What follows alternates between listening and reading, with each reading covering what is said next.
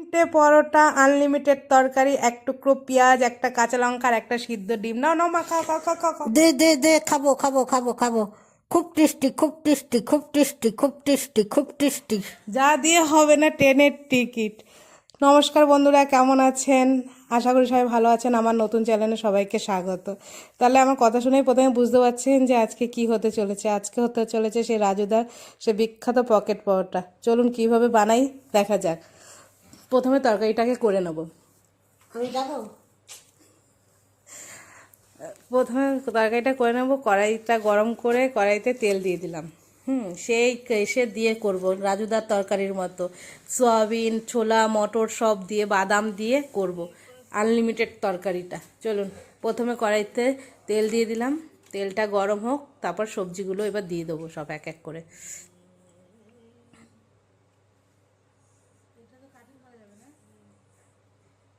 তাহলে তেলটা গরম হয়ে গেছে, তেলের মধ্যে ফোড়ন দিয়ে দিচ্ছি।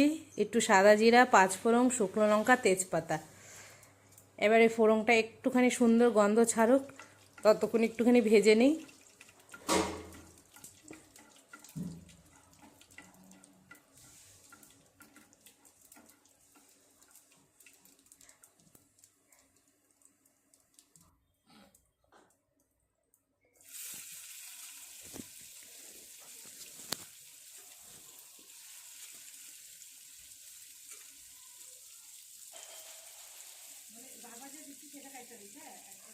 মশলাটা ভাজা হয়ে গেছে, এবার এর মধ্যে দিয়ে দেব সেই সয়াবিনগুলো ভিজিয়ে নিয়েছি।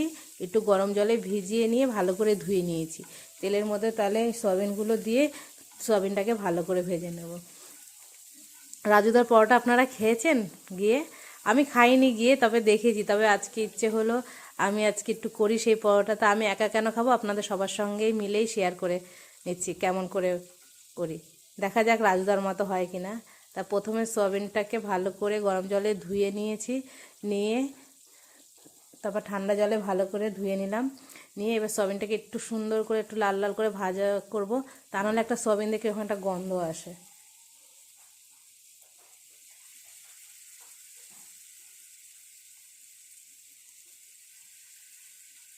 ব্যাস, এটা যখন সুন্দর ভাজা হয়ে গেছে, ছোলার ডালটাকে একটুখানি প্রেসারে সিটি মেরে নিয়েছি। 2টো সিটি মারলেই হয়ে যাবে, পুরো গালাতে হবে না ডালটা। একটু যাতে শক্ত শক্ত থাকে ছোলার ডালটা, দানা দানা থাকে ভেতরে।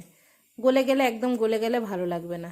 তাহলে এর সাথে এটাকেও ভালো করে দিয়ে এবার এটাকেও তেলের মধ্যে একটুখানি ভেজে নেব।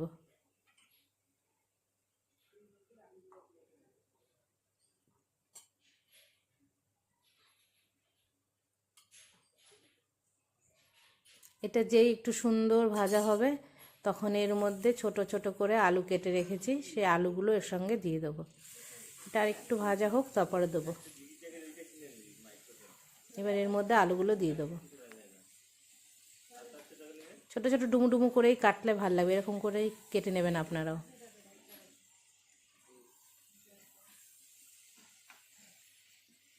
দিয়ে এবার আলুটাকেও এর সঙ্গে ভেজে নেব।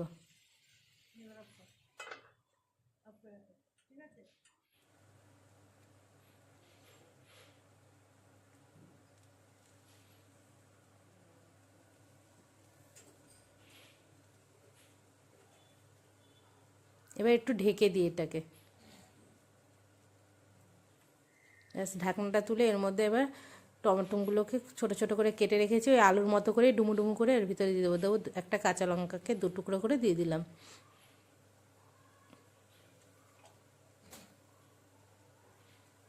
তারপরে এর মধ্যে দেবো একটুখানি আদা আর একটুখানি কাঁচা লঙ্কা।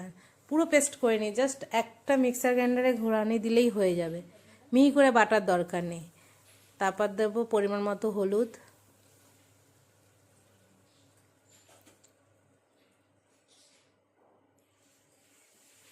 এরপর দেবো পরিমাণ মতো লঙ্কার গুঁড়ো। তারপর এটাকে সুন্দর করে মিশিয়ে নেব।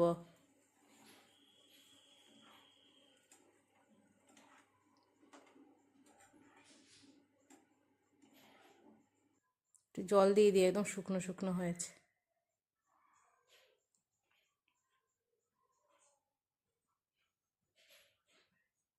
এই তরকারিটায় তেল একদম কম দিয়েছি, বেশি দিইনি, অল্প তেল দিয়েছি, তাই একটু শুকনো শুকনো লাগছে বলে একটু জল দিয়ে দিলাম। দিয়ে এবার এটা যে ভালো করে কষিয়ে নিয়েছি, নিয়ে এর মধ্যে পরিমাণ মতো জল দিয়ে দিয়েছি। সুন্দর করে মিশিয়ে নিই এটা এর সাথে।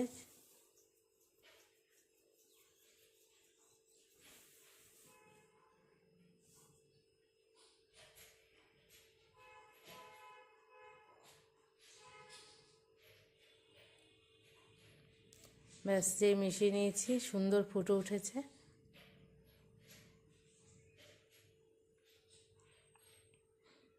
এবার এদিকে পরোটাটাকেও ভেজে নিই। তেল ছাড়া পরোটা, পকেট পরোটা, খেতে ভালো আর খুব নরম।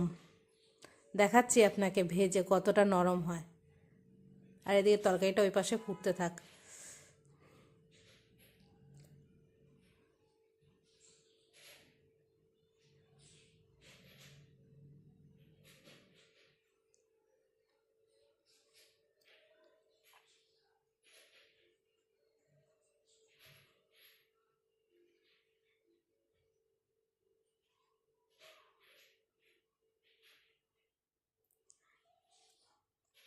পরোটাকে না এরকম গ্যাস কমিয়ে আস্তে আস্তে ভাজতে হবে, তা নাহলে পুড়ে উঠবে। জাস্ট এক চিমটি তেল, হ্যাঁ, এক চিমটি তেল দিলাম, দিয়ে এবার এটাকে এপিট ওপিট করে সুন্দর করে গ্যাস কমিয়ে আস্তে আস্তে ভাজতে হবে।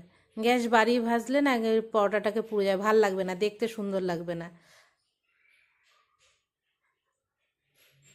এরকম আস্তে আস্তে উল্টে পাল্টে আস্তে আস্তে করে ভেজে নেবেন।